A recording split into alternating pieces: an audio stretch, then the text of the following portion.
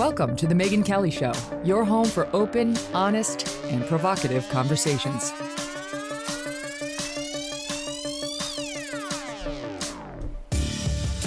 Hey everyone, I'm Megyn Kelly. Welcome to The Megyn Kelly Show and happy Friday. Today I'm joined by Glenn Beck, the one and only, one of the most talented people in all of media. He really, as I was talking to a friend of mine today, there's no one else like him. There's never been anybody else like him, and I doubt there ever will be anybody else like Glenn.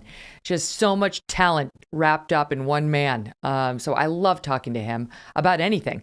But today there's a lot to go over. He's, of course, the host of the Glenn Beck Program on TheBlaze TV. And our lead-in here, if you're listening on Sirius XM Triumph Channel 111, he's coming up in 1 minute. But first, we're going to talk sports, something I rarely do. And the reason we're talking sports is because the NBA returns this month. And with it comes the return of the athletes with more social capital than in any other sport in the world. NBA players have tremendous cultural power, and they exert it, as we saw when they immersed themselves in the so-called social justice movement over the past year or two. This activism has been celebrated as player empowerment by a media desperate to prove its woke credentials on subjects like racial justice. They love it. Journalists castigate those who point out that this divisive messaging by players and coaches on issues like BLM and defunding the police is making half the country dislike these players, not to mention hurting the ratings. But the journalists say, shut up, shut up. We deny it and don't talk about it. But it's true. It's been very divisive, and it's really cost the NBA in terms of its ratings. The nonstop lecturing can turn off even casual fans who just want to watch a basketball game and not get lectured to on social mores by a bunch of guys whose league has not exactly been a leader when it comes to obeying the law, treating women respectfully. I could go on. No matter, NBA stars speaking their minds when it comes to George Floyd, Black Lives Matter, and cops. The media loves it. Love it. But it turns out that player empowerment is kind of annoying when it comes to COVID and mandatory vaccines. Yes, a secret exception to the preach rule of reacting when players speak out on social issues. Who knew this was in there?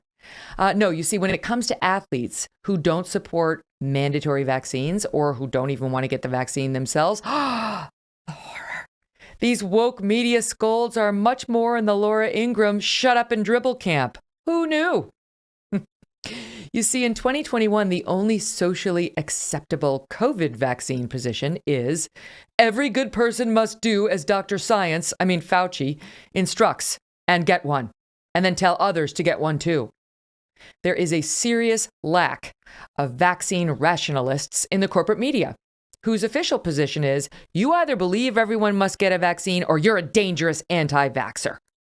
No middle ground, no nuance, and no one is allowed to care about anyone's particular medical history. Irrelevant. But the reality of these vaccines is, of course, it's a bit more complicated than the media admits. Shocking, I know. And I say this as somebody who supports vaccines, who is vaccinated, and I love the vaccine. I think it's a miracle. I think we should be very proud that we came up with the Pfizer and the Moderna and the J&J vaccine so quickly in record time. We should be touting it, not afraid of it. All right. But I don't support the mandates.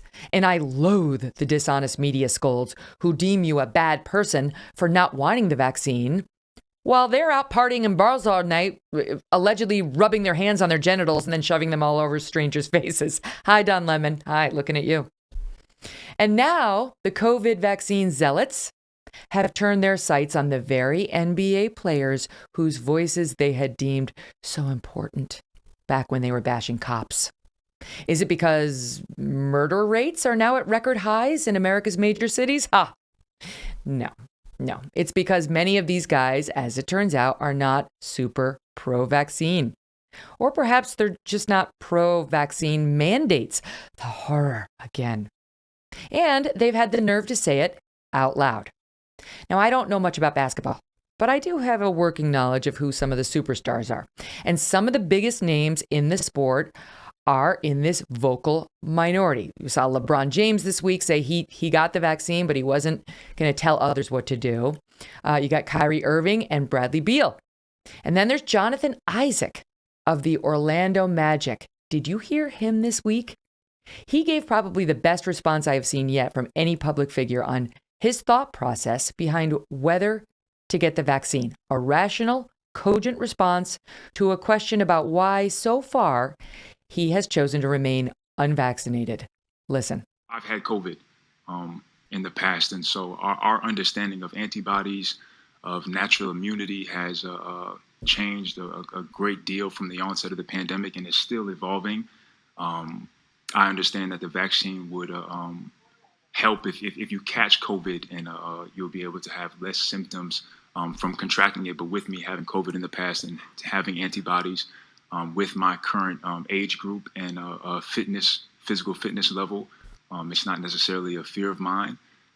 Taking the vaccine, like I said, it would decrease my chances of having a severe reaction, but it does open me up to the, albeit rare chance, but the possibility of having an adverse reaction to the vaccine itself.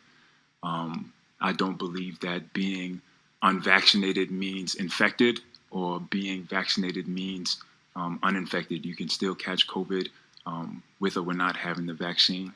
It should just be their decision, and loving your neighbors, not just loving those that agree with you or look like you or move in the same way that you do. It's loving those who don't. That was amazing. Wasn't that perfect? Obviously, Isaac makes perfect sense. Perfect sense. He's had COVID, for God's sake, right? We've heard this from nurses who are about to get fired and school teachers who are about to get fired, who have had COVID and don't want to have the vaccine forced on them. But this logical point of view is not allowed. Rolling Stone, the once respectable magazine, published a piece headlined, "The NBA's anti-vaxxers are trying to push around the league, and it's working." He's not an anti-vaxxer. That not wanting to get the vaccine once you've had COVID does not make you an anti-vaxxer. Isaac, who already drew the media's ire a couple of seasons ago for being one of the few players to refuse to take a knee in support of Black Lives Matter, his first sin, is described as, quote, deeply religious and proudly unvaccinated, more sins, and is said to have come to his vaccine decision after, quote, studying Black history and, wait for it, watching Donald Trump's press conferences. His worst sin of all. That was it. That's when he lost the media. But Isaac maintains he's not anti-vax. I'm not anti-vax. I'm not anti-medicine. I'm not anti-science. I didn't come to my current vaccination status by studying Black history or watching Donald Trump press conferences. I have nothing but the utmost respect for every healthcare worker and person in Orlando and all across the world that have worked tirelessly to keep us safe. My mom has worked in healthcare for a really long time. I thank God, I'm grateful that I live in a society where vaccines are possible and we can protect ourselves and have the means to protect ourselves in the first place. But with that being said, it is my belief that the vaccine status of every person should be their own choice and completely up to them without bullying, without being pressured, or without being forced into doing so. So he didn't. He didn't, right? He came to his decision on his own. He did his own research, and that's not okay. And the response to players like Isaac, who are calmly, rationally, convincingly making their case, is it? Shut up and listen to them. As we were told when a Black man spoke during the Black Lives Matter protest back in 2020, no, they no longer want us to listen. Will Leach of New York Magazine has the perfect response.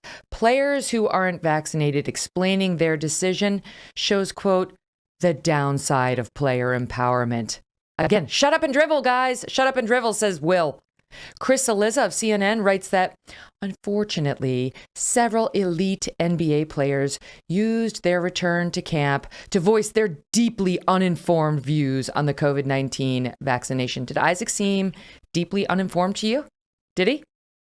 Did he seem off the reservation? Chris Cillizza's translation? You're a bunch of dumbasses. That's what he thinks. Signed, Chris Cillizza. Can't wait for the articles, by the way, about how Cillizza is bullying these players.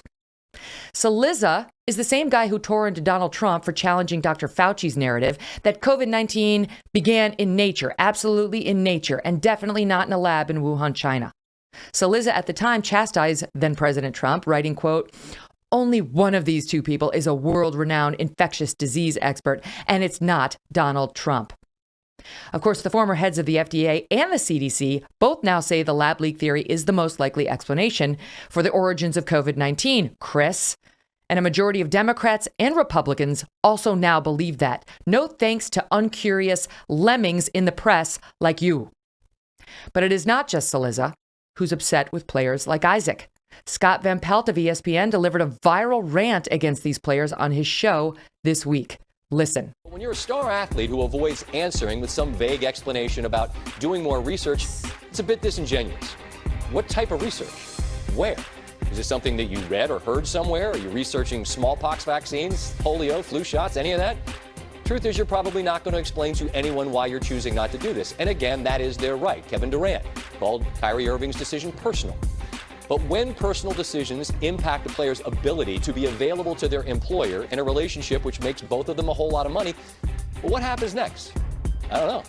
I also don't know why athletes who have trusted doctors their entire careers to care for ailments suddenly distrust them on this specific issue. If there were internet threads about how having your ACL repaired with a ligament from a cadaver would turn you into a mutant, maybe they'd be hesitant to do that too. I don't know. Not for nothing, but the condescension dripping from Van Pelt and Leach and Cillizza is coming from three white guys, essentially describing NBA players who all happen to be black as a bunch of ignorant dopes. So what are we really seeing here? What's really going on? It's more evidence of how dishonest these media hacks are, and the collapse of their vacuous claim that they are for player empowerment, support NBA players finding their voice, and want them to voice their unvarnished opinions. Sure, the media loves that when the opinions are, quote, the correct ones.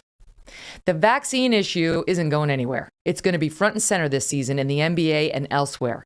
And while the goal of these media outlets is, theoretically, to get more people vaccinated, shaming and bullying those who make a different choice and pretending they don't have perfectly reasonable reasons for those choices, like already having had COVID, is the absolute worst way to persuade anyone to listen to them.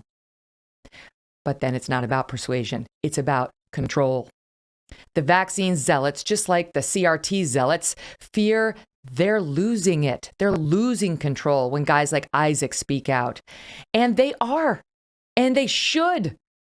And we can continue wresting control from media hacks who loathe anyone who disagrees with them by continuing to speak out to your school board, your employer, your local paper, your neighbors on Twitter, Instagram, Facebook, and elsewhere while we still can. Joining me now, my pal Glenn Beck. He's host of the Glenn Beck Program on TheBlaze TV. So Glenn, Laura Ingraham, who got so pilloried for shut up and dribble, is now being echoed by these media guys because the basketball players don't necessarily want to be forced to get a vaccine, especially if they've already had COVID. And now the shut up and dribble crowd, right, has grown, but without any acknowledgement of their own hypocrisy. Isn't it amazing how the so tolerant left loves everybody's opinion until they disagree with them, and then shut up. I think I'm kind of consistent. I really don't care what a basketball player has to say about anything other than basketball, and I'm not into basketball, so there's no reason for me to ever ask a basketball player about anything. Maybe that's just me. If I want advice on whether I should get the vaccine or not, I'm going to my doctor. Right. And unfortunately, my doctor recommends that for me that I don't get the vaccine because I've already had COVID. So I have the natural immunity to it.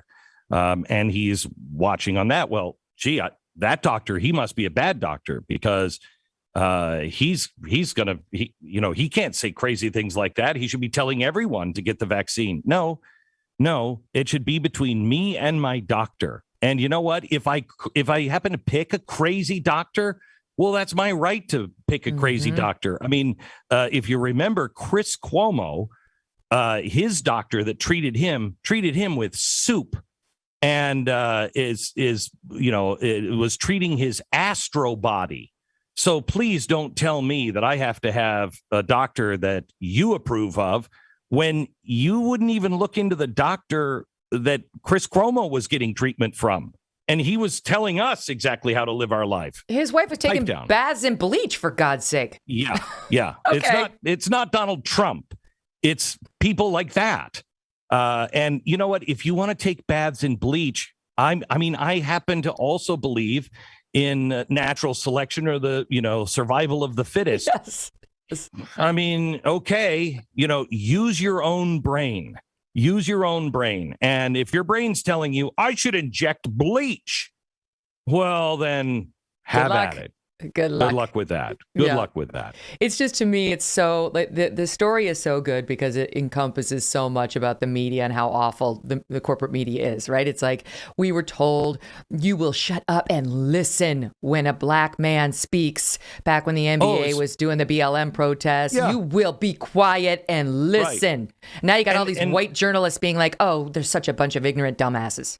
Right. And we're going to them. So we have to listen to them about everything, including that. No, there's no problem with China. China's great. China's so free and wonderful. Right. Please. I stopped listening to you. Well, that was that was one of the earliest interviews I did on my podcast, was with Mark Cuban, who came on in the first half of the podcast, was talking about how we have a moral duty to speak up when we see things that are wrong, they're morally wrong. And that's why it was important for the NBA to have BLM on the court, painted on the court, and the players to have these jerseys with these social messages on them and so on. And then I said, what about China? Are you ready to speak out against them and the ethnic genocide that's going on right now while you're taking their money? And he wouldn't do it. I asked him to get specific. I had to press him 10 times before he'd really go there, Glenn. And even then he was mad. He was mad. I mean, it was like, shit, fuck, shuck, like, whoa, I've touched a nerve. Because his bravery wasn't quite so large when we got up to the subject. Yeah, because it's not even about bravery. It's are you on the side of, quote, the future? And the future is, according to some, the Great Reset, Build Back Better, China kind of policies. China is our friend, and people who believe in the Constitution they are not our friend. That's not the future. When Nancy Pelosi said in England, what was it, last week or the week before, she actually said that we know that China is continuing their genocide with the Uyghurs. Now, I want to stop the tape just there. You are admitting as a federal official that you know that they are committing genocide on a group of people. Okay, that should probably be noted. We didn't even admit that during World War II, when we clearly knew what was going on. We didn't even admit that, because then you have a moral responsibility to stop it. But she said, we know that they're continuing the genocide on the Uyghurs, but we have to work with them on global warming. And so we can't bring things like that up because we need them to save the planet. Are these people completely out of their mind? They are so disconnected from reality and from, everything that we were all taught by our moms and dads or our grandparents or somebody that we really respected and looked up to. There are certain common sense things, and we've abandoned all of them. And they're talking gibberish. All of them are talking gibberish. And I feel like I'm alone, but then I listen to people like you, and I talk to people on the street, and everybody is just going, wait, is it just me? Am I the only one that thinks that that's crazy? Am I the only one that thinks that you shouldn't have to have the vaccine? Let people make their own decision. Why is it that we don't get this vaccine from our doctors yet? I mean, I understand why we had to go to CVS at first, because they were going to put them in parking lots and everything else. But why can't our doctor? I mean, because if you really wanted to make sure people had the vaccine, I know I get the flu shot because I'm in the doctor's office for something. He's like, oh, by the way, have you had your flu shot yet? No, I haven't. Yeah, we'll just give it to you. Okay. You want to have that, give it to the doctors. Why can't the doctors do it? They do it for their own offices. But I think back to when the vaccine first came out, and I saw a well-known doctor in New York City who was not a primary care physician. I was seeing him for something else. And he was saying that he was getting offers from people who are on like the board of his hospital for $100,000 so that they could get one of the early vaccines. People were desperate to get the vaccine, right? Crazy. And it's like, and now it's switched to where some people have vaccine hesitancy. Some people are anti-vax. That's their thing. That whatever. That's you do you. Whatever. Yeah. And some people have boo. had COVID and genuinely do not appear to need the vaccine. We just had 2 doctors on yesterday saying the studies show you do have better immunity when you've had COVID. And Correct. while you could boost it with a vaccine on top of your, recovery from COVID, why isn't that a personal choice? Why is it that I think it's one of the Navy SEALs I read about today? Somebody, I think it's military, is suing for natural immunity. They're like, wait. Why can't I count my natural immunity? Since when did that just was thrown out of science? These are popping up more and more, these lawsuits. And so far in the lawsuits I've seen, the defendants have caved when confronted with that question. When it's a natural immunity, that's the best kind of plaintiff for these cases, somebody who has it, who had COVID and has natural immunity. And let's say that they can go in and prove that their antibodies are strong or what have you. Going in there to say, I don't understand. Why don't I matter? Why doesn't my illness count for anything? All right, stand by. One of the lead virologists at Johns Hopkins, I had him on my show a few weeks ago, and he's like, look, I mean, natural immunity exists. It always has existed. And that's why we tried to get to herd immunity. And you are better off than a vaccine if you have the antibodies. If you've had a really strong case of it, I did. Yes. If you have a bad case of it, you're better off. That's what our doctor yesterday said. Even our Dr. Monica Gandhi, who is pro-vaccine mandate even, she was saying, in particular, if you had a strong case of COVID, you've got very strong antibodies. But these same people are telling us to listen to science, Glenn, who, they won't acknowledge it. There's the same people who call women now bodies with vaginas. And it's like the rest of us, like you say, are sitting around saying, am I the crazy one? No, I'm not the crazy. I'm not the crazy one. They're also telling us that the hospitals are overrun and these doctors on the front line and these nurses are heroes.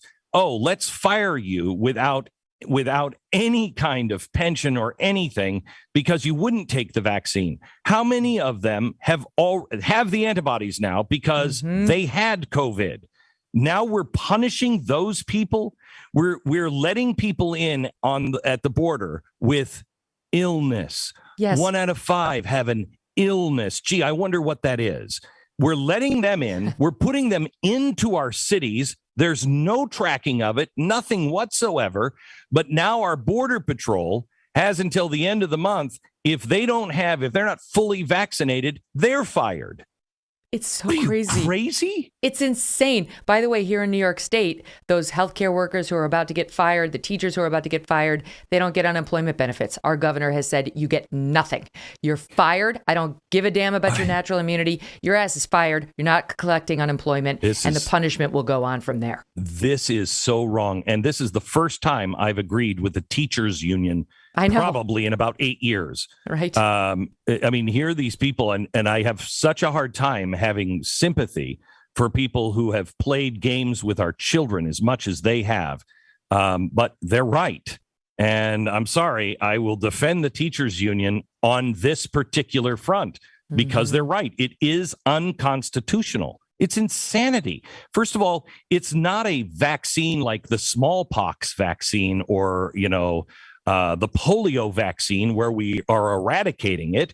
It's more of a treatment than it is a vaccine. Yes. You can still spread it once you've been vaccinated. If this were like the earlier version, right? When we had before Delta, that version of COVID wasn't as transmissible to the vaccinated or by the vaccinated. But with Delta, all bets are off. And yes, it might give you a little bit more of a measure of protection against spreading it or receiving it.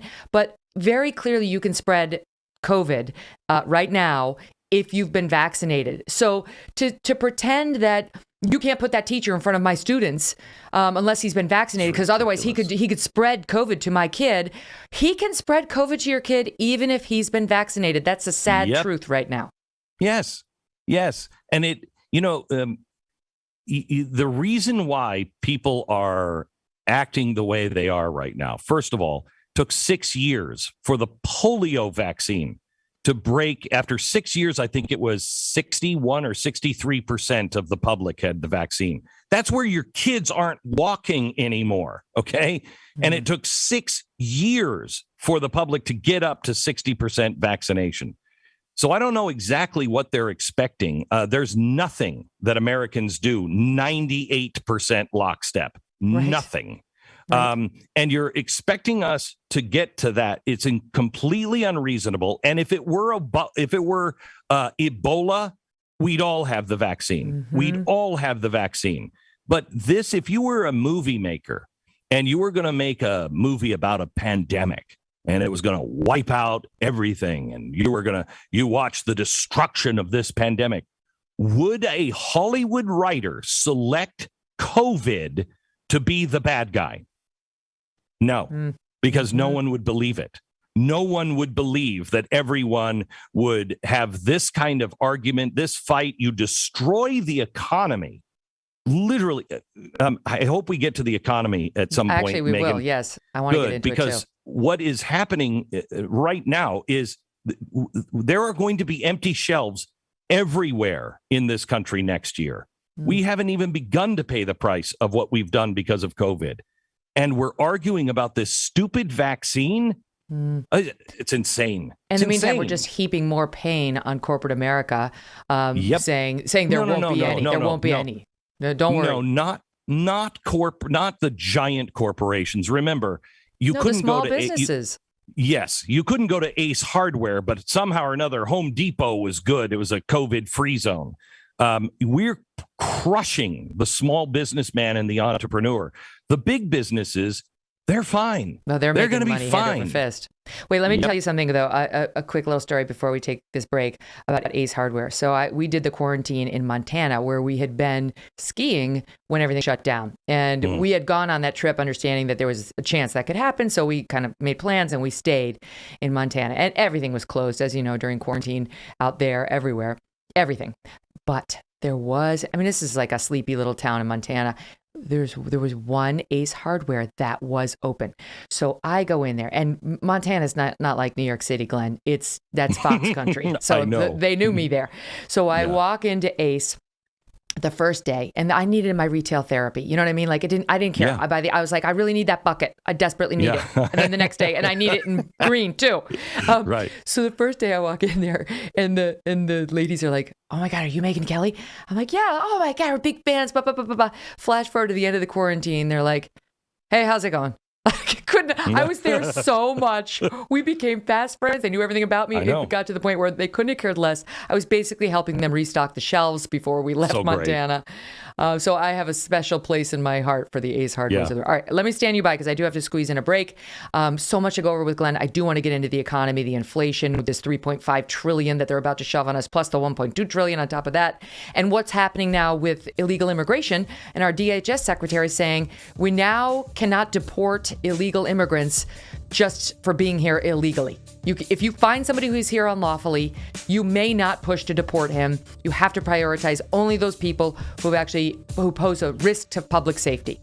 Don't go away. So much to go over. Welcome back to the Megyn Kelly Show, everyone. My guest today is Glenn Beck, host of the Glenn Beck Program on TheBlaze TV and right here on Sirius XM as well. Okay, so let's talk about the southern border. So much to go over, including now in the midst of seeing all these migrants come across the southern border to the tune of, I've heard as many as 18,000. What is DHS's message these days? It's don't deport anyone who doesn't pose a threat to public safety and isn't a new arrival. So it's basically amnesty. They couldn't get their amnesty through in their reconciliation bill because even the Senate parliamentarian was like, well, that's not really about a budget issue. That's something else that should be run by the American people. The DHS secretary has effectively granted it because if we're not going to deport you, I mean, it's not citizenship, but if we're not going to do anything about you, and you're here illegally, unless you pose some serious crime with a threat or as a terrorist, that's what he's talking about. Welcome to America. Yeah, let me translate what the DHS said because I speak bullcrap fluently. So let me translate it to English. Everyone who wants to come to America, come on in. Come on in right now. Nothing's going to happen to you. Haitians, we were just kidding. Come across the border. Everything's great. That's what people are hearing. That's what they're hearing. Are you using sound effects live in real time? I got to talk to Sirius. Why can I do that, Abby? It's amazing. No, that's exactly right, though. I can also do this. Nothing to see here. Nothing at all. Yeah, oh my God! I'm gonna have nightmares about that. You ever need the devil to show up? We can do that. Yeah. Is that anyway? That should have been your Nancy Pelosi voice in the last segment. Yeah, I know. Yeah. I mean, what's happening is they are making this announcement and they are telling everyone who wants to come here, come. They say that they're saying the opposite. No. We've got Kamala in some hidden closet somewhere telling people not to come, sending a very clear message. Mm-hmm. You know, it's not what you say, it's what you do. And what they're doing is sending the message, come on in, you're fine. Mm-hmm. We're not going to hassle you. And their defense to this is, oh, no, we're only saying that for people who were here, prior to 2020. No, you're not. Please. Even if that were true, these migrants have no idea. They don't, A, believe that, or B, have any idea about what time qualifier is on there. Those migrants who came across the border the last couple of weeks, they weren't like, oh, but we're too late to join the party. It's a farce. No, there is. Let me ask you this, Megyn, and I ask you this sincerely.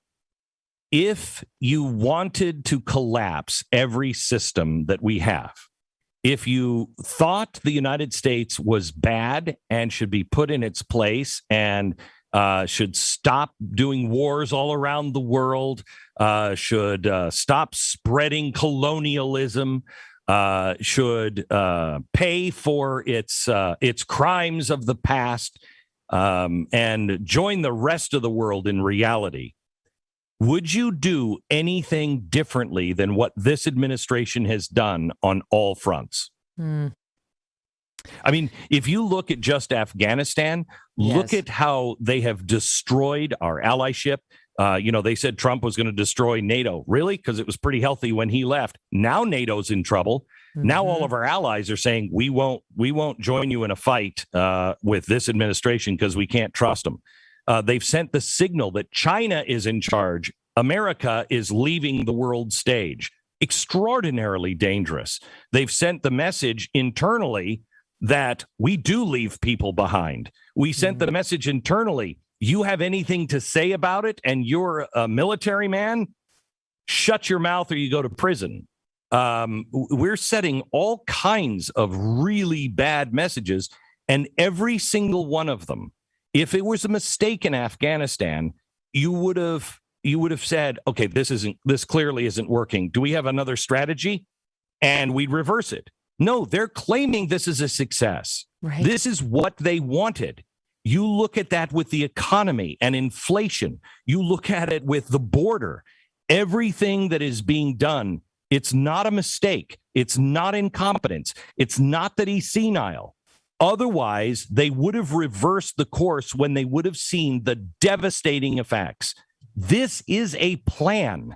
We are being slowly nursed down into a third world kind of nation. And let me challenge you on that, because I think it is incompetence. I don't know. I don't see Joe Biden as some evil master planner up there trying to take down America. Correct. I don't think he is either. I think this is his opportunity, as it's been sold to him, to be the next FDR. They're going to fundamentally transform America. Yes. So you don't have to go evil. They think they're right. They think this is the right thing for America. So it's not that they are, twirling their mustache and saying, ha, ha, ha, ha, we've got them now. This is what they've worked their whole life for. The leftists have worked their whole life for this. They think that's where America belongs. And so it is happening. And if you want to blame it on incompetence, then you have to play the odds. What are the odds that everything this administration has done has worked not in the favor of a stable United States government or a stable society? Not one. If it was incompetent. Okay, but let's talk about it. Once in a while, something would fall our way. In the category of incompetence, we can look at Afghanistan and how poorly it was handled. And then you hear the general say that 5-6 days before we hit the August 31st deadline, which was imaginary anyway, he finally went to them and said, what if we stayed past that date? Could you give me a plan or staying past that? So to me, it seems like the Biden administration was scrambling. They realized how badly they screwed up and they waited too long. And they finally went to the generals and said, what else could we do? They weren't satisfied and they didn't pull out. I mean, they did pull out on the 31st. So that's a point, I think, in favor of incompetence as opposed to master plan. But I'm going to give you the floor. But I also think that you look at what's happening at the border.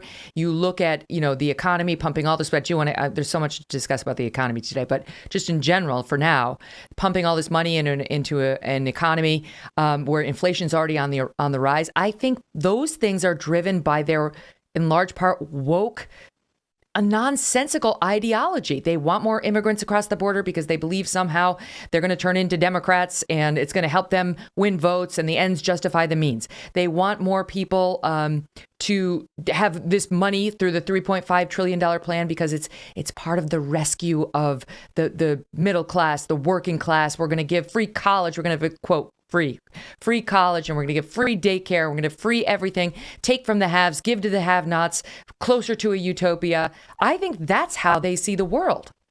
Yeah, so that's kind of what I'm saying when I say they're not twirling their mustache. They think that they are right. But we are also being managed in our decline. I don't care if you think you're right. You are not abiding in many cases by the Constitution. They are intentionally. Tell me how the mistake is that we put somebody who was involved in tree spiking into the BLM management. That's BLM, crazy. Not Black Lives Matter, but Bureau of Land Management. You put in an activist who was a radical hanging out with terrorists. You put them in charge of all of the federal land, which I'll remind you, I'm a rancher in Idaho. So I have cattle and I have 1,000 acres and cows that are grazing on 1,000 acres.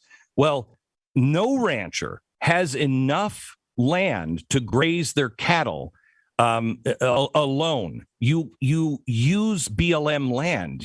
That's what it's for. They were just supposed to maintain it, and everyone can use that land to graze cattle or whatever. So you have extra feed. Well, she's not going to do that. You're going to see a closing down of the BLM land, which will make ranchers go out of business. Hamburger, meat, any kind of kind of beef. Yes. And it all goes to exactly what they want. Mm-hmm. And it's not incompetence. It's what they do. This is what they want to happen. But it's not something that I think most Biden voters voted for. Mm-hmm. Most Biden voters were told he's going to return to normal.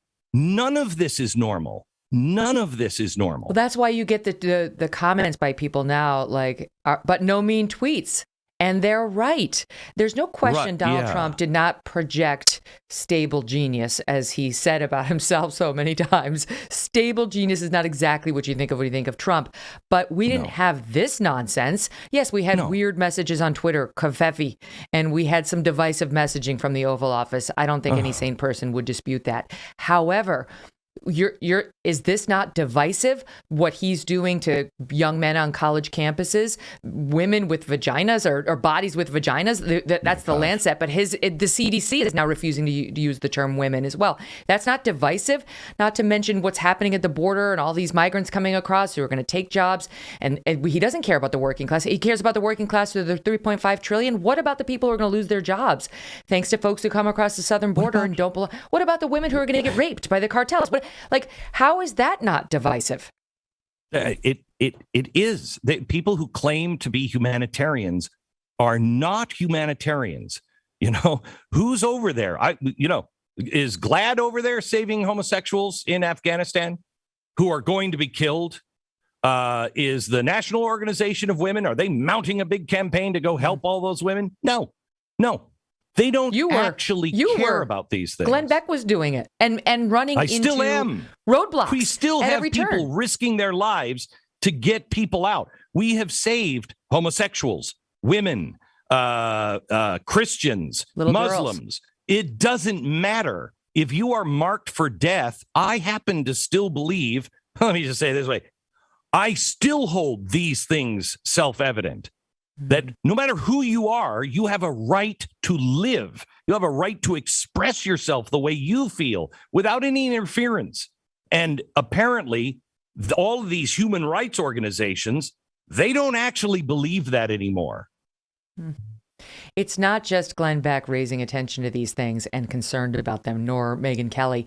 The latest polls for Joe Biden are terrible on a lot of these core issues. I'm going to bring it back to that next, and then we'll get to what's happening with our economy to the point where the dollar store is now raising most of its prices to $1.50. Did you know? I mean, if that doesn't encapsulate what we're looking at in a nutshell, I don't know what does. Welcome back to the Megyn Kelly Show, everyone. My guest today, Glenn Beck, host of the Glenn Beck Program on TheBlaze TV. Okay, so the polls. Biden's now officially underwater in virtually every poll I've seen, meaning his disapproval numbers are higher than his approval numbers. There's a Morning Consult poll showing, this is Quinnipiac, showing, his approval with independents is now stuck in the 30s. When it comes to how he's handling foreign policy, 59% disapprove, only 34% approve. When it comes to the job of commander-in-chief, 55% disapprove, only 40% approve.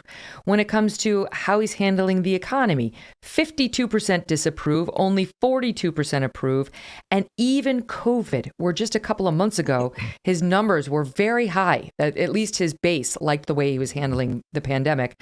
Now, more disapprove than approve. It's 49% disapprove to 48% approve.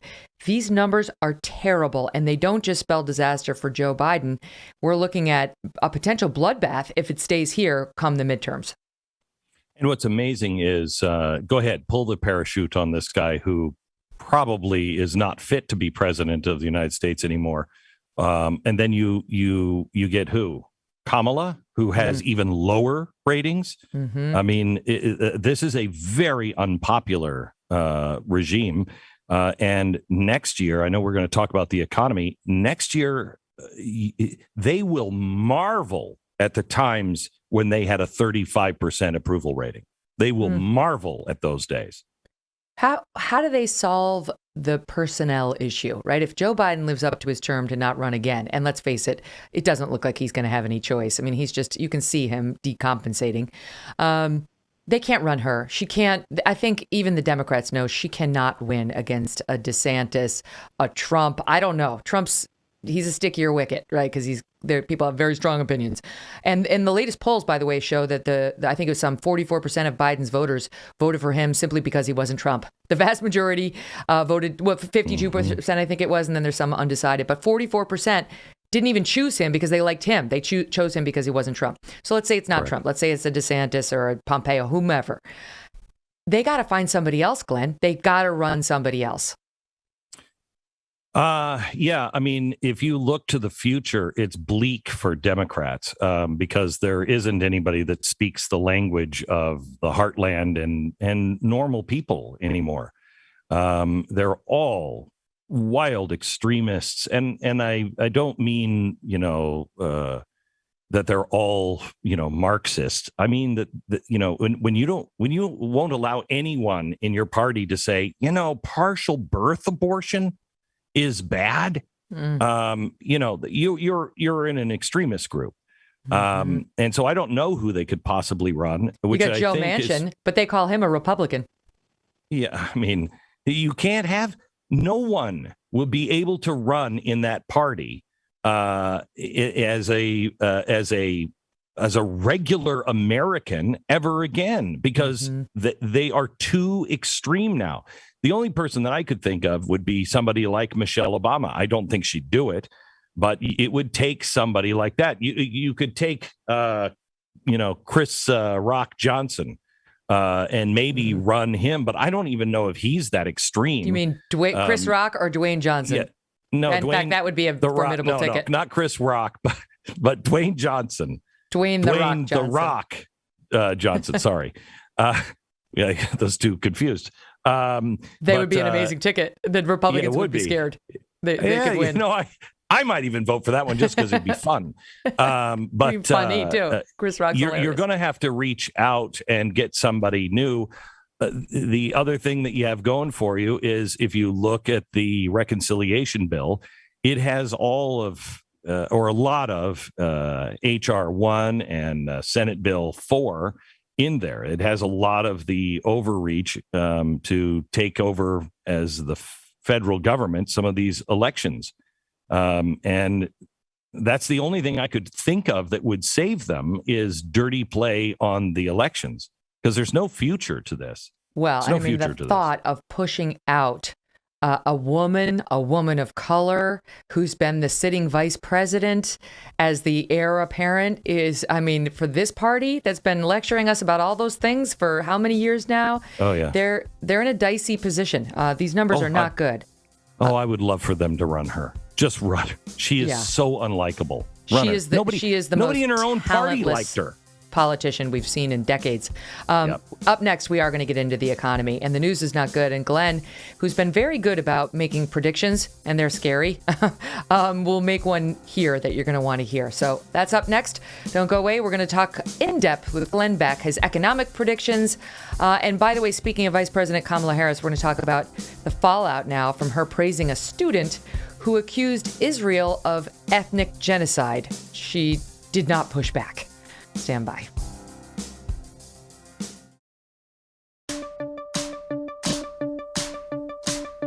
Welcome back to the Megyn Kelly Show. My guest today, Glenn Beck, host of the Glenn Beck Program on TheBlaze TV. And to kick this off, our discussion on the economy, let's just talk about inflation, because that is something, it's like this scary economic word, but most Americans know it and experience it as just price increases on everything from gas and meat to things like what you buy at the dollar store, where now, for the first time that I can ever remember, instead of things costing $1, they're going to be $1.50, announces Dollar Tree stores, saying many of their items just have to go up now.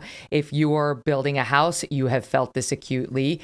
The prices are going up all over the board. And while the Biden administration continued to say, no, they're going to go back down. They're going to go right back down. So a temporary blip, they said in the spring. It isn't true.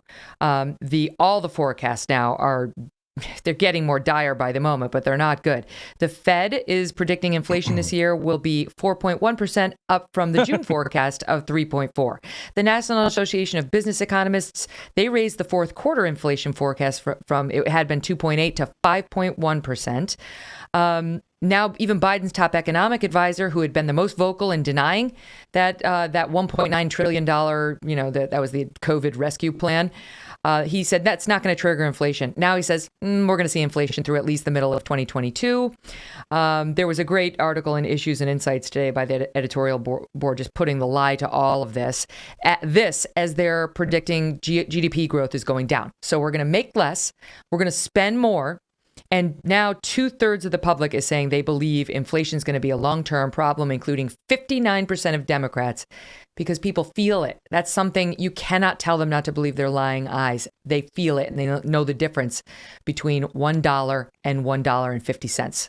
So and I don't want to speak down to the audience or you or anything, but I think we have to understand things clearly. So could I just play question and answer with you on how inflation, how it works and Are you gonna press the magic button again? Yes. Okay. So what is the definition of inflation?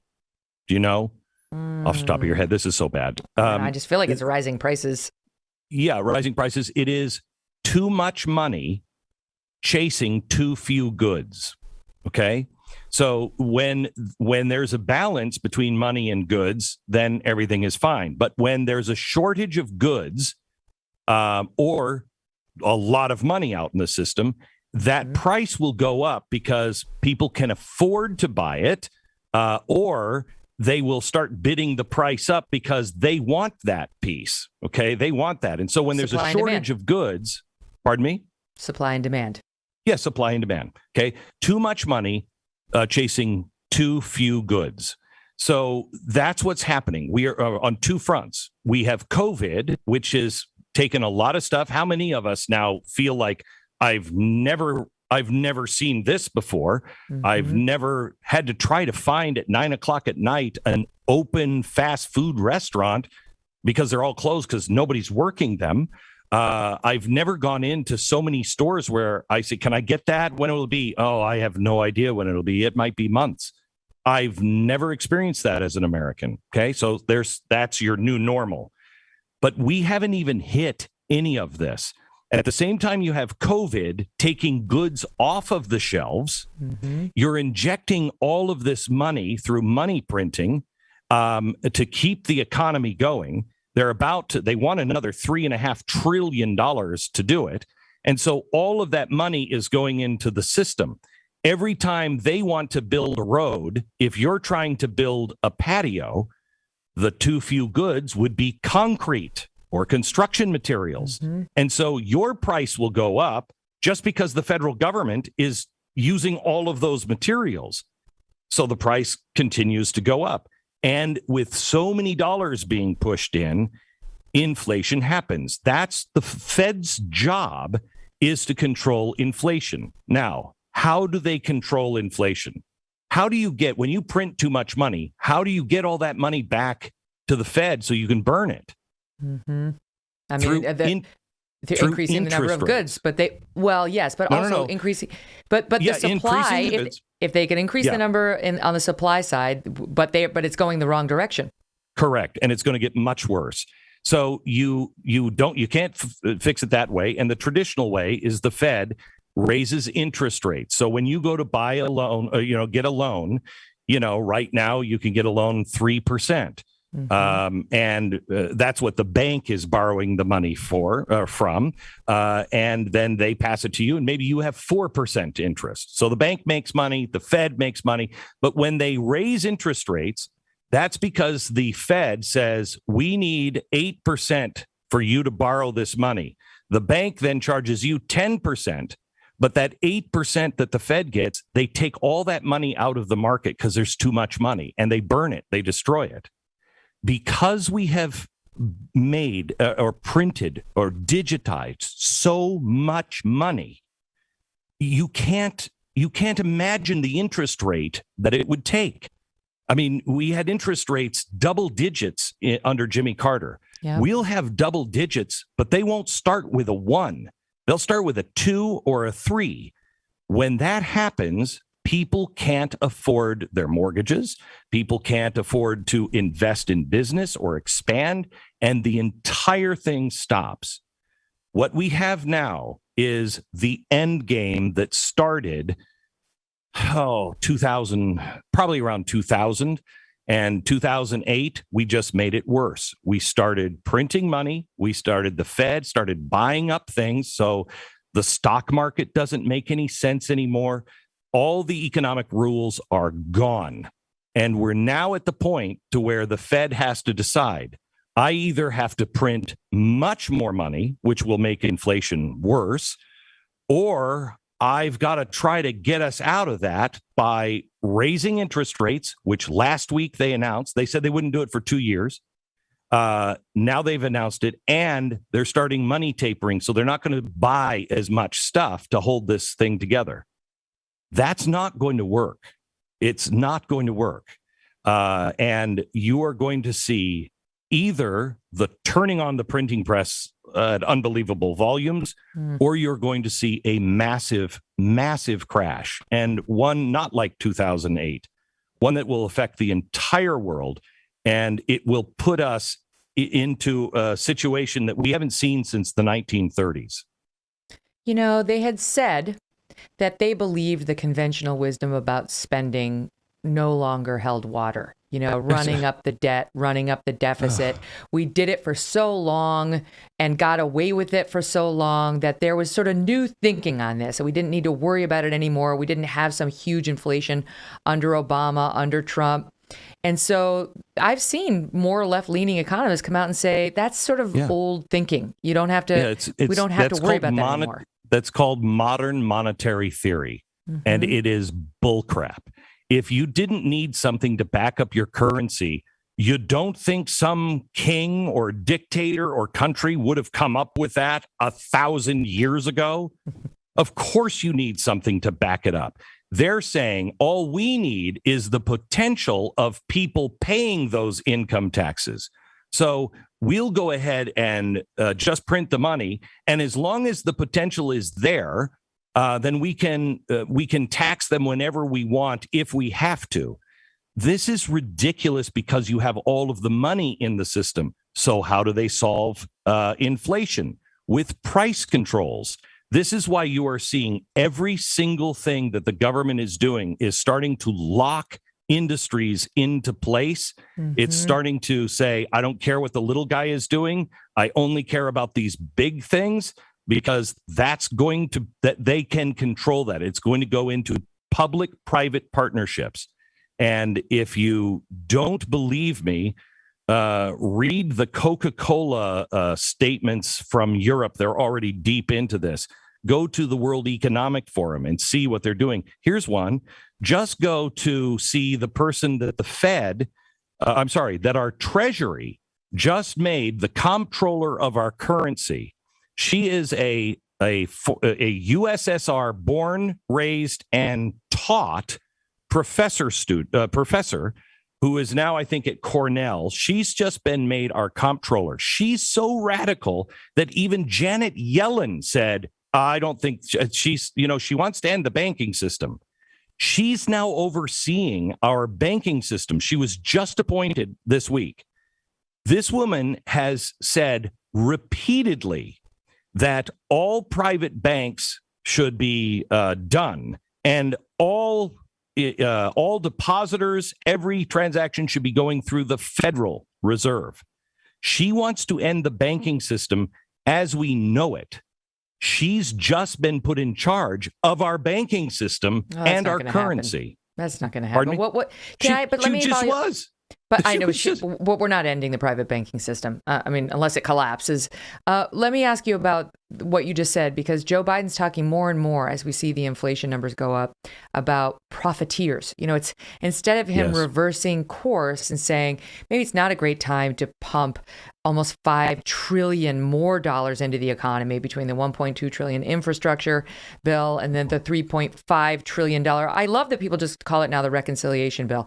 I mean, it's basically just a wish list of Democratic initiatives, from the Green New Deal to, voting, you name it. It's all in this $3.5 trillion.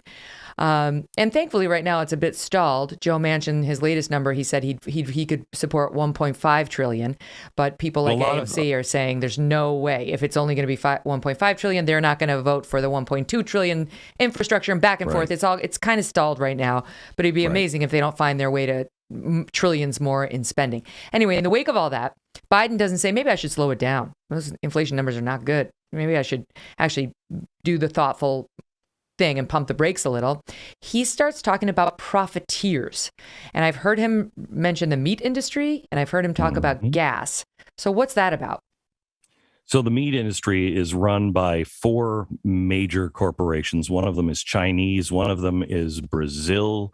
And they control everything. you're seeing meat prices go through the roof. However, the price of cattle is flat or down. So what's up with that? Again, a disconnect from the free market. They have taken these 4 corporations and just gobbled them up. They're also, these 4 corporations, the leaders in the fake meat industry.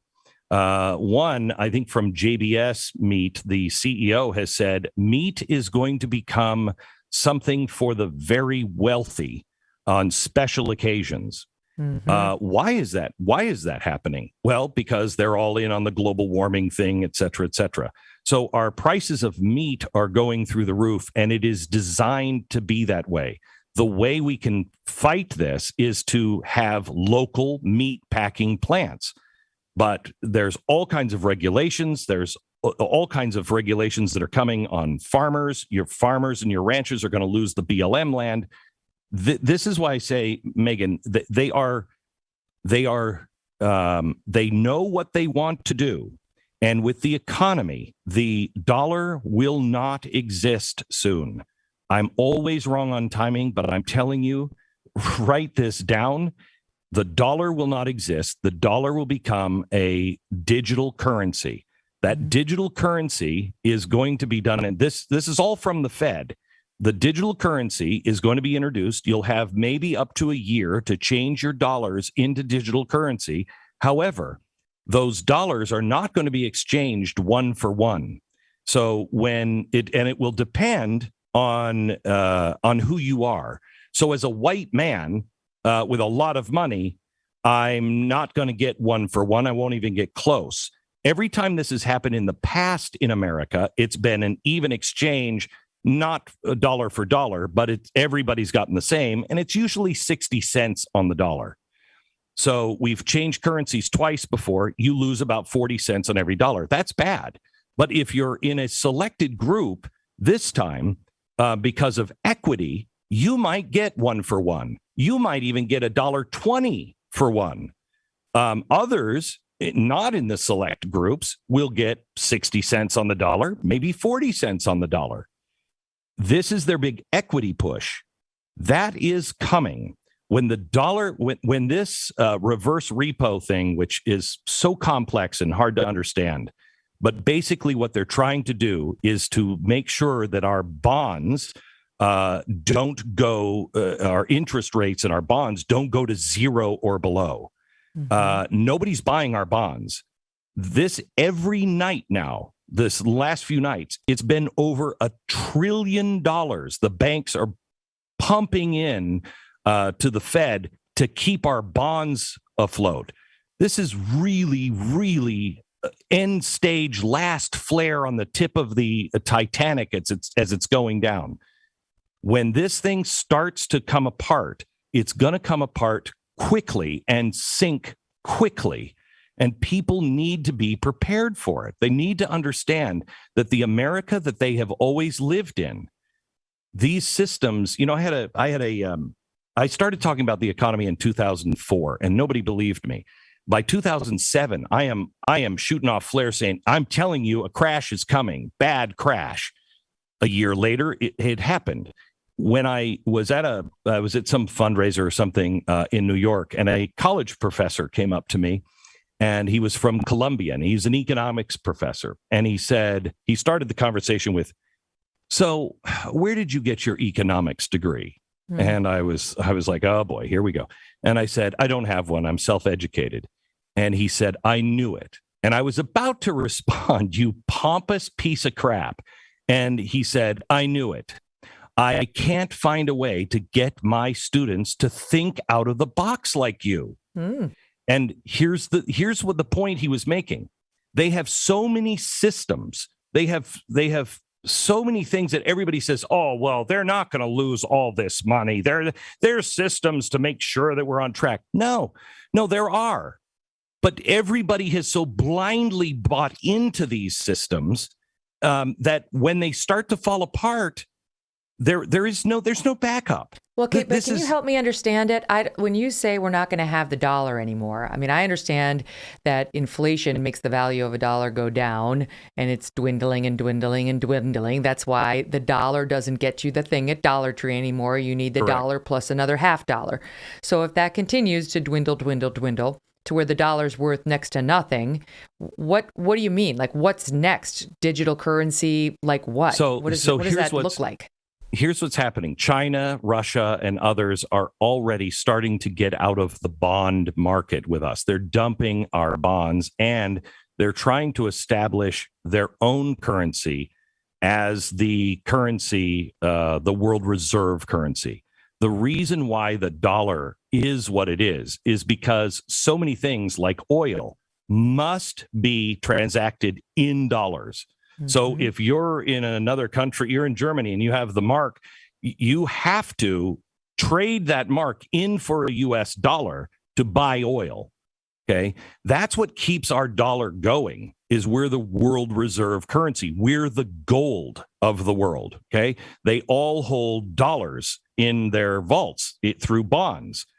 Well, the world has stopped buying bonds. The only one that are buying US Treasury bonds is the Federal Reserve.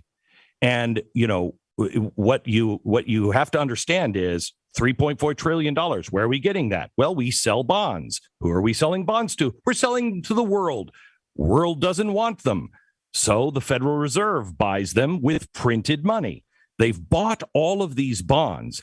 They're trying, this is part of the thing that they're doing every night with the reverse repo, is they're trying to keep that bond from going negative or to zero, or nobody will buy it, or the worst part, let the market take over so that yield goes way up. What that means is, just like anything else, if you go into the bank and you have a great stable job and you spend money the right way and you're reasonable, you'll get a low interest rate.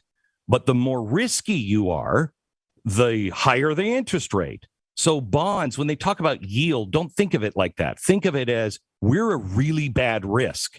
And so we have to give these countries 6%, 8%, 10% to borrow that money. Now, here's what you have to understand when you think about the government. Forget about all the fancy things they've dressed it up as. When the government is borrowing money, it's just like you. And our bond sales, our interest rate on that debt is an adjustable mortgage. So every time, every day, bonds are bought and sold, the interest rate that we have to pay out, if it goes up, we're really screwed. Okay. If it goes up to 7%, we can't make our bills. We can't. We are the worst risk in the world.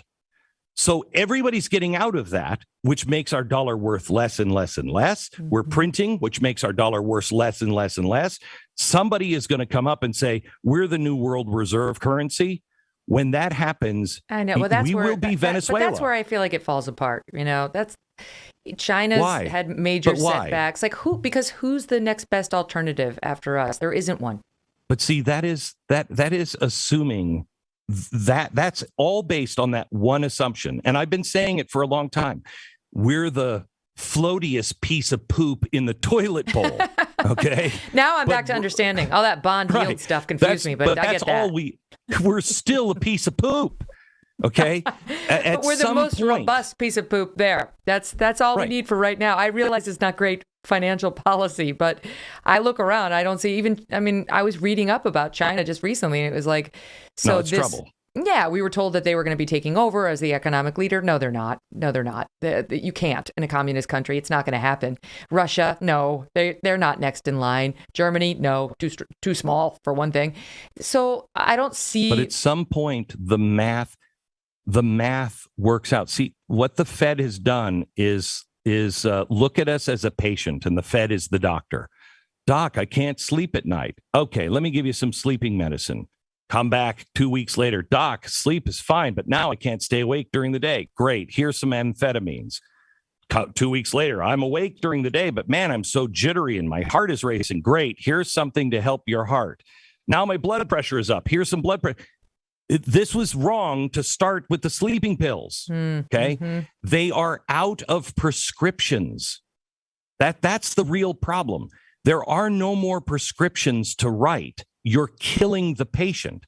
So the Fed has to just, they have to just they've become our recognize Dr. reality. Conrad Murray, Michael Jackson's guy who put him to sleep by force Yes. and then ultimately Yes. permanently. All right, the good place to leave it for now. Very interesting. I learned a lot. I want to know more, and I hope you're totally wrong. This is my prayer, is that you're 100% wrong. But I fear, like so many of your predictions, Glenn, you're not wrong. I'm telling you. I want to ask you up next about military men speaking out, right? Because I know that you spoke to the parents of Lieutenant Colonel, Marine Corps Lieutenant Colonel Stuart Scheller. They came on your show yesterday. And should we be putting guys like Stuart in the brig in solitary confinement for simply asking for accountability at the higher ranks? Love to hear your thoughts on it and your thoughts on how inflation is affecting your life. Call me at 833-44-MEGYN. That's 833-446-3496.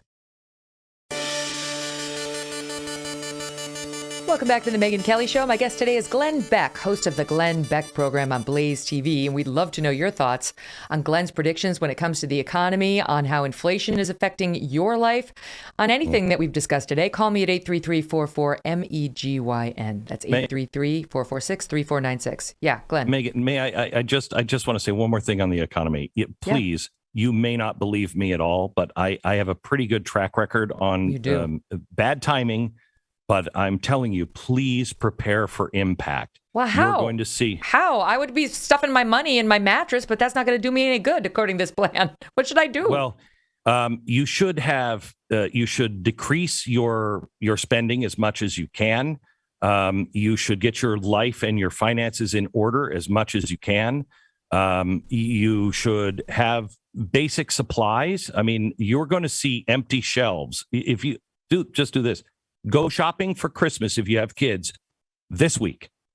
You will not find things on the shelves at Christmas. It's going to be a different kind of scenario. Next year, we're going to have a breakdown in the supply chain, and you will find empty shelves a lot of places. You will not recognize your country a year from now. We are about to pay for many of the things, not all, but many of the things we are now doing or have done in the last 10 years. This is with or without 3.5 trillion and 1.2 trillion that they're debating right now. Yeah, I am. Can I tell you, just anecdotally, we're building a little small studio, frankly. I'm building a little studio.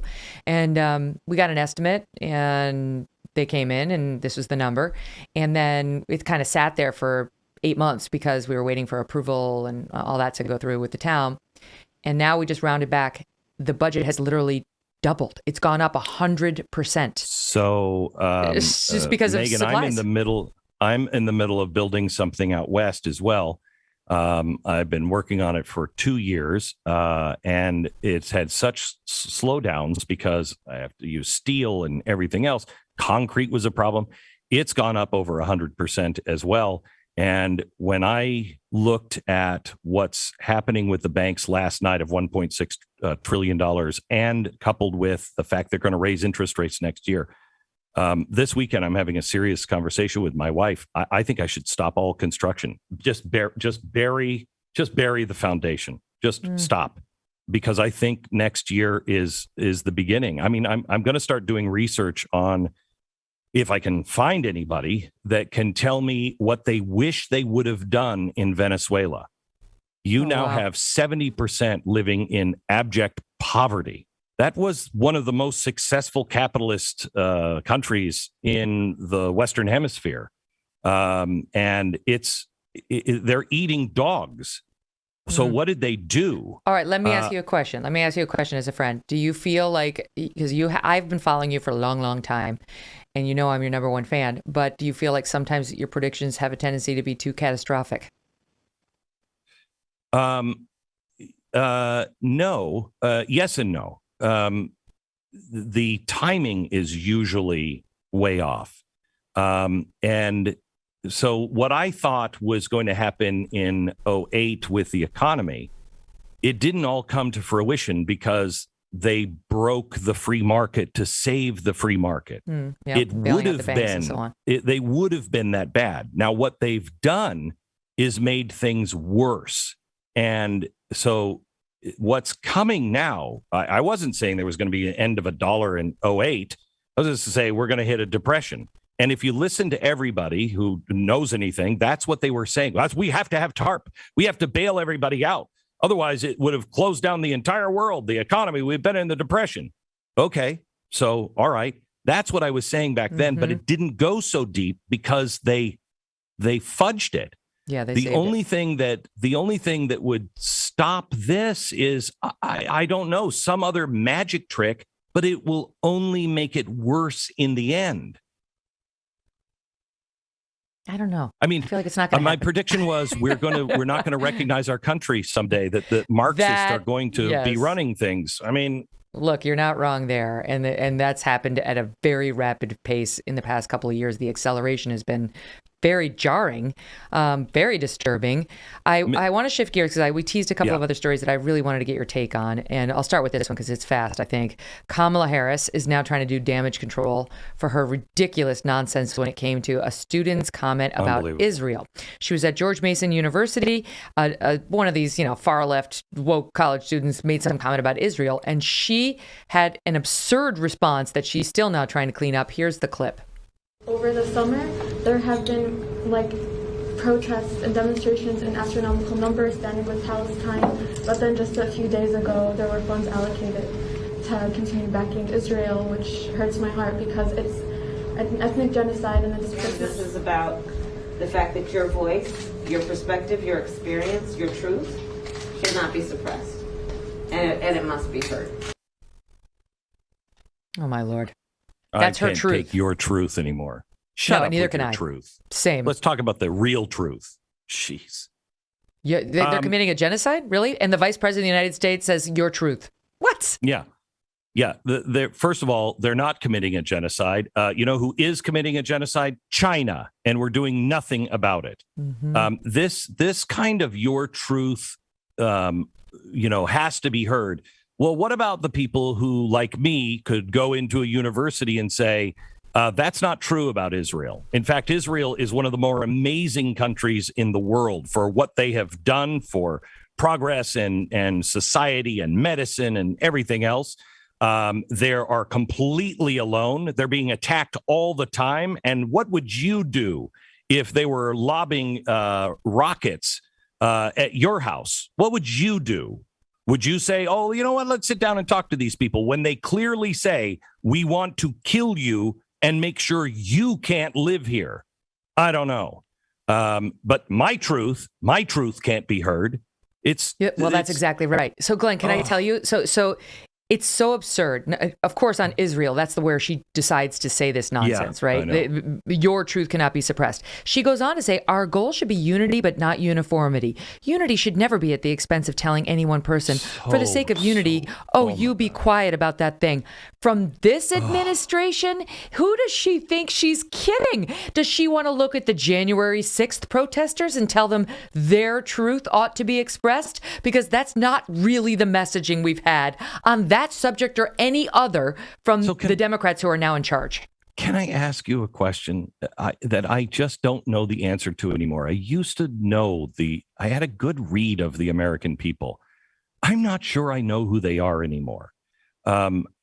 Do the people who voted for Biden but weren't zombies? I mean, the regular Democrats, are there any regular Democrats? And why is no one going on the Democratic side? Okay. I mean, look, we didn't want Trump, but we know this is nuts. I do know the answer to that because, look, if there's one advantage of living, and still I live in a blue state, and I've been in New York for almost my entire life, a little stint in Illinois, also very blue, it's that everyone I know is a Democrat. Like every single friend I have, I've got like 2 Republican friends. And they're good and they're honest, and they like a little bigger government. They want a government safety net. Right. They don't make a lot of money, and so they think Republicans are for rich people. You know what I mean? They don't want to see corporate tax cuts, and they understand it may trickle down. But I could go through they pro-environment, blah, blah, blah. They are still not love the on board Constitution. with this nonsense. No, and by the way, they don't like her, and they don't like the real version of Joe Biden as opposed to the one that ran. And I'm hearing it from my friends who are flaming liberals, who are hard lefties when it comes to economic policy and so on. They can't believe this nonsense.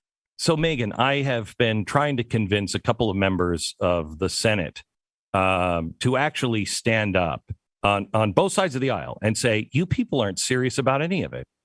You know, you Republicans, you say you're for low spending and all of this stuff with the Constitution, but look what you've done. Yeah, and unless Trump's the president.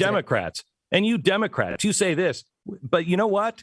I, as a senator, and this guy is a congressman, and this guy's a Democrat, and I'm a Republican. We're done with all of you. We're done with all of you. Here's what we believe. We believe these truths are still self-evident. And because you keep wrapping things in things that split us and make us all mad, and you say you're fixing a problem, but what you're actually doing is undermining the Constitution every step of the way. So I'm not going to talk to you about your policy proposals if it violates the Constitution in any way, because the only way out, the only way to be able to unite this country again is to unite on what we originally united on. All men and women and everybody created equal, and they have certain rights, and governments are instituted to protect those rights, period. Not to protect me. When Joe Biden says, well, I just have to keep everybody safe. No, you don't. That's not your job. And I know this sounds really horrible, but this is what happens when you go to war. When something is really bad, people choose to go to war. When we went to World War II, we said, we're willing to die so my children will have the right to live and live the way they want to. That's the same thing with COVID. If you have to take away people's rights to be able to survive this, then let me go into work. Let me be one of the firefighters like in Chernobyl that tried to put it out and tried to save everybody, and they all knew they were going to die. Let me be that person. I'll do that. Don't take away the rights of my children. Mm-hmm. This is reminding me, it's a good segue into Stuart Scheller, because I know you spoke with his parents. He's a Marine lieutenant colonel. He's sitting in the brig in solitary confinement right now for doing something that's not allowed. I concede what he did is not allowed. In uniform, he criticized up the chain of command, and for good reason. I mean, we all know why. Afghanistan's been a disaster, the withdrawal disaster. He wants to see accountability. We've had absolutely none of it. As it turns out, the only person in military uniform who's going to be held accountable for anything appears to be Stuart Scheller. And his parents were saying, you've got to have a steel spine to send a child into the military in these circumstances, in today's day and age, for reasons that have become so painfully obvious to us all. We have a little soundbite of you speaking to his parents. Let's listen. We are a nation in revolution, and I believe your son is the first political prisoner in this revolution. We agree. When someone first said to me, is your son a political prisoner? We had to look up the definition. We didn't even know what that would be in the United States of America, but it fits. You know, Glenn, I've always respected you and your knowledge of the Constitution and the Bill of Rights. I'm going to tell you, you and I both know we're living history right now. Oh, we are. Those poor parents. This guy's sitting in solitary confinement, Glenn. Why? Like he's some threat to America? Right. Well, let's take this twofold. What's happening here is the Bubba effect, something I talked about with special forces back in 2004. And I asked them off air, what is it that you are really worried about? And they said the Bubba effect. And I said, I don't know what that is.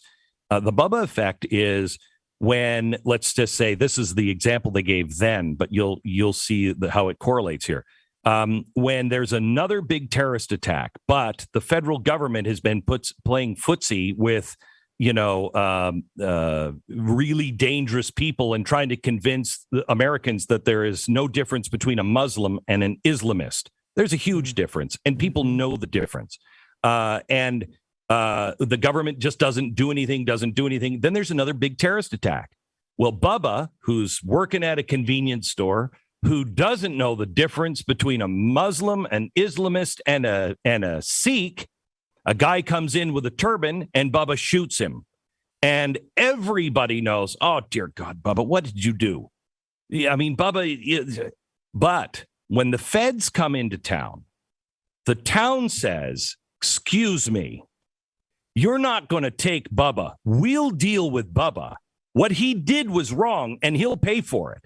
But you people were the ones that screwed this whole thing up in the first place because you have been ignoring the real issue.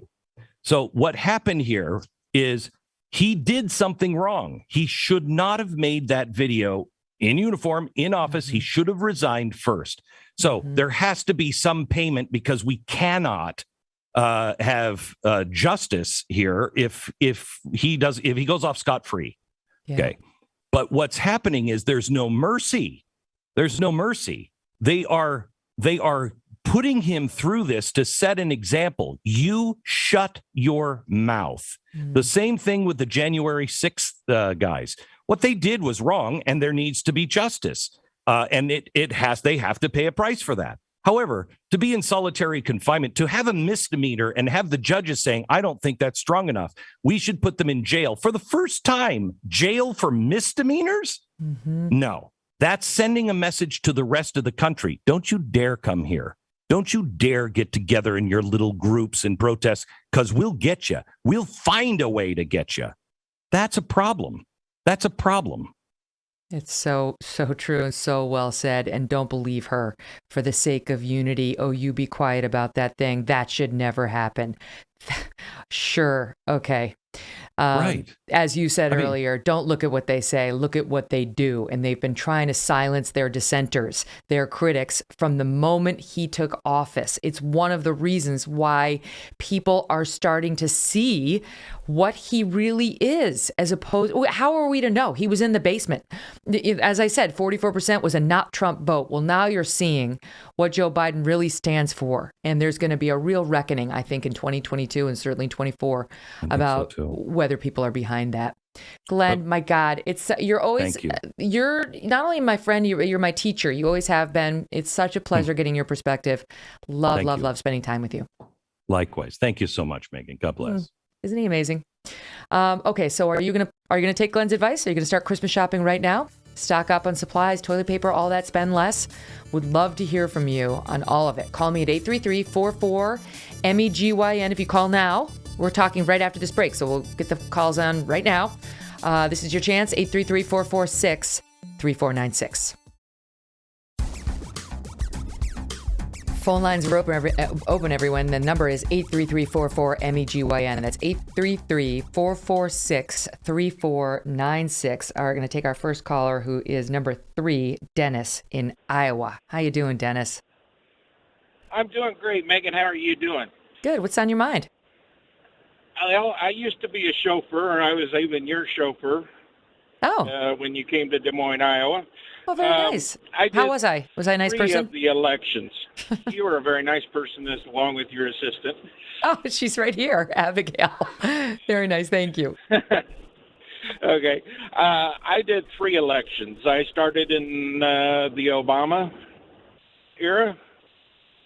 And I had your last guest was really making things click. I do believe that China would be the next power because he was making things click with them, and I just went blank. No, it's okay. I know. I think. Listen, when you were driving around all these like muckety mucks, not me, but the other muckety mucks, did you talk economic policy with them? We, as a chauffeur, are not allowed to talk politics, but yes, there were bankers that I took, and they were talking about it during the Clinton-Trump administration about how they were gearing up for Clinton to win, how their interest rates were going to go up, and they were going to cut back on people being able to get loans and things like that. And there was like only one guy that was like, we really need Trump to win because that's going to open up our banking again. So Little did they know, Dennis. I mean, thanks for calling in. I feel like the Trump economy, we've forgotten about it. COVID hit and then we forgot about it, but it was sailing. It was robust. We were on a great trajectory. And yes, he was a spender, so some of this would have come back eventually. But the drunken sailing spending has been downright scary since Joe Biden took office, and they're about to drop another $5 trillion without even thinking about it. Tiffany in Florida, number one. What's on your mind? Hi. Hey, Megan. How are you doing today? Good, thanks. How about you? I'm good. So, I wanted to talk about education. The National School Board Association recently came out and said that parents that are coming and speaking to school boards are somehow maybe domestic terrorists. Did you see that? I did see this story. So the headline was like, school board wants to designate parents terrorists. And I was like, oh, come on. And I click on it and it says, okay, if threats are made by parents to the school board, they ought to be, we ought to be able to use the Domestic Terrorism Act to get them. All right. Okay. I see where they're going. And then you read further and the terrorist threat or the threats that are being made to the school board encompass objecting to their plans. It's like, whoa. You want to write a letter to your school board saying, do what I say, or, I'm going to hurt you. Yeah, you're in trouble. But I object to what you're doing. Like the story we did yesterday, I object to you putting child pornography into the school library. No. And you know that's exactly how they're going to use it. They're going to try to silence dissent. We've been talking about it the whole show. So yeah, that is controversial. And it's actually one of the things we didn't get to cover today. But yes, I have the same interest as you do, Tiffany, in following up on that. I hope we do get to talk about it at some point. I served as a school board member here in Florida, and I just from 2016 to 2020, I just found out my local school board wants to remove citizen input from the meetings. Put it before the meeting starts, and they're not going to record it or publish it anymore. And so that's out for public notice right now. I know it's crazy. No, so, be loud. Be as loud as possible. And if they won't let you speak at the school board, you come on the show, you speak here. We've got to fight that. Absolutely. We started a group called Moms for Liberty, and we're uniting parents around the country. I love Moms for Liberty. I went down and I spoke to Moms for Liberty a couple months ago in Orlando, and it was amazing. And I love what you guys are doing because more and more groups like this need to get together and fight back. The poor women who started it, one of them had feces dropped on her home door. I mean, they put you through a lot if you speak up, but speak up we must. Otherwise, you cede the fight. Tiffany, thank you. I appreciate it. Want to get to Matt in Indiana and your thoughts, Matt. What's on your mind? Hi, good morning, Megan. Just wanted to talk about how I was listening to you and Glenn talk about inflation, and I am a commercial motor vehicle salesperson. And our cost of goods, for instance, on trailers, I sell a certain type of trailer, and in March I sold the trailer at $32,000. Today that trailer is over $40,000. Wow. So, bodies for just dump trucks, over $13,000 for less equipment in a matter of 6 months. Yes, so right. The cost of steel and inflation and everything that's going on with order boards for these OEM manufacturers, they're sold out, can't get equipment. It's just all ties into what Glenn was saying with the inflation that's going on due to the printing of the money. And that gets passed on. It's not like it stops with you, right? Eventually it hits the consumer's wallet and they feel it too. And it's in part why Joe Biden's approval ratings are going down, because you hurt somebody in their pocketbook, they will hold it against you politically. I think we're all feeling it. You just sort of, even whether you have money or you don't, you're feeling it. But people who don't have a lot of dough, who have an average of, if this $1,000 in the bank, really feel it. And there's no telling people to not believe their lying eyes. They're going to believe what they feel. Okay, Ted, Minnesota, what's on your mind? Number 4. Yes, Megan, great show. Just wanted to add a little bit to the academic discourse of Glenn Beck. Yes, inflation is a balance between the supply and demand of currency and the supply and demand of goods and services. And the way people like Donald Trump deal with it is to get rid of stupid regulations, make sure there's an ample supply of energy, and that means oil, that means nuclear, and the rest takes care of itself. The way that liberals deal with it is exactly the wrong way. They put stupid regulations on productivity. They're phobic when it comes to nuclear, phobic when it comes to oil, and then they say, well, how are we going to pay for this? Oh, well, go to the Federal Reserve and print up some more money, because money is what we need. If you look at Venezuela and other communist countries, that's what they do. They do stupid stuff to control their productivity, and then they print up phony money, and they run away with runaway inflation. It's really scary. And we get messages as they're trying to put another $5 trillion into, the economy right now, saying it's going to cost zero. That $3.5 trillion, it's totally going to be zero because they're going to pay for it with higher taxes on small businesses, which are the ones who employ the people who won't be employing the people anymore because they're going to get hit with these taxes. And those same people are going to have to pay more out of their pocket in order to sustain their lives. And you tell me what that means for our electoral politics. Got to leave it at that. You guys, thank you all for calling in. Thank you all for listening. Next week on the show, my guru, Victor Davis Hanson. I love him. And former FDA Chief Scott Gottlieb. Check out the show, youtube.com/Megyn Kelly if you want to watch it. Download it as a podcast on Stitcher. See you later.